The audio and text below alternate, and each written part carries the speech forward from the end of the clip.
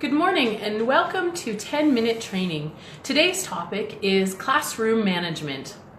Now, this is a topic that is probably something that is at the forefront of anyone who is teaching Sunday school or a kids club lesson.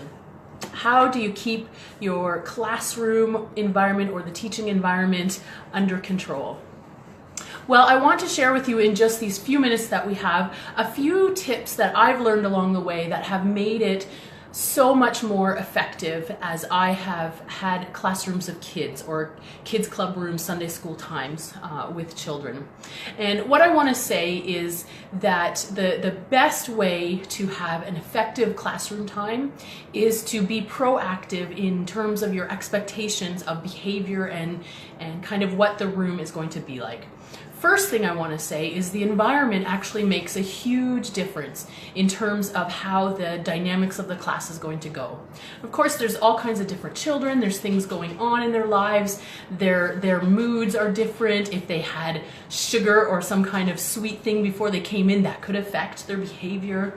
But really, if you first start with looking around the environment that you are teaching in, there's some few key things that you can do to ensure the best possible time with your kids.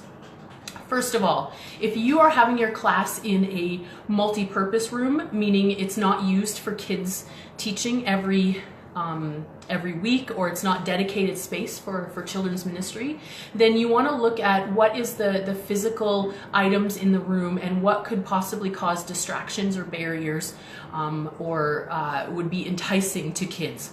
For example, if you're in a large room that has stacks of chairs lining a wall, which is a situation I've encountered in teaching kids, that could be a temptation to kids to run over and to be trying to climb those chairs or climbing under them, that kind of thing. So are there things that you can do to minimize that? The reality is you probably can't move all those chairs out of your room, but what could you do to minimize the temptation for that to be a distraction? Perhaps you have large sheets or tablecloths or something like that where you can cover it to kind of create an illusion of there not being anything there. And that could be true of anything. So one of the current realities I encounter in space is it is a children's room, but it's used by a daycare. And so there's many items there that are not actually part of our Sunday morning program. So on a Sunday morning, there's lots of things there, but that's a distraction to young kids because they see toys and different things and they think it's all there for them to play with. And so I use this method of covering up with sheets and blankets and whatever I can find to cover up certain areas of the room that I know are not actually ours to use. So that's going to be something. Look around your physical space and what can you do to minimize any kind of distractions there. The other proactive tip that I'm going to share with you is to have very clear expectations right from the start before you have any kind of behavioral issues. So something that I learned several years ago that I loved and that I incorporated into my kids club ministry was around the idea of rules. So setting some rules, some simple rules that kids can learn and follow. And I want to thank Camp Norland for this because that's where I actually first learned it. I spent the first summer that I spent up there, I learned what Camp Norland's rules were. And I loved it so much I asked if I could take that back to my church. And their rules was, it was the God rule. G-O-D. So they had 3 simple rules. And what that stood for was the G stood for give the speaker your full attention.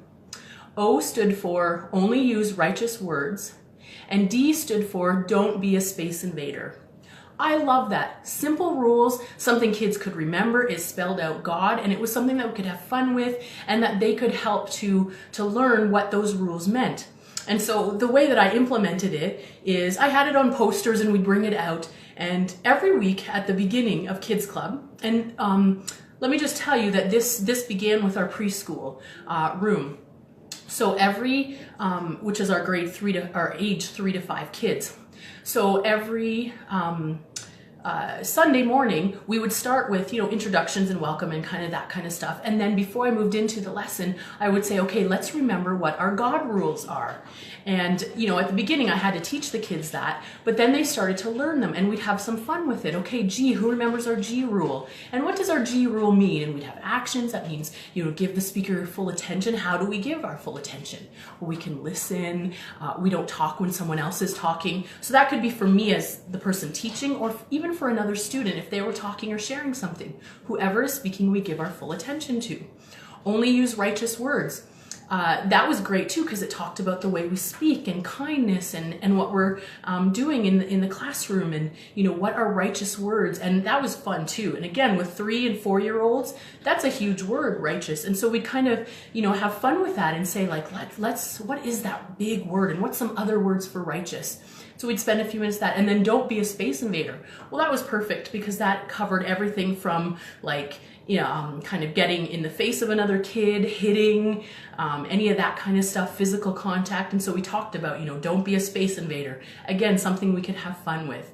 And what was great was that whenever something came up in the classroom, so a child did something, I could just say, hey, does that fit our God rule? What's our God rule here?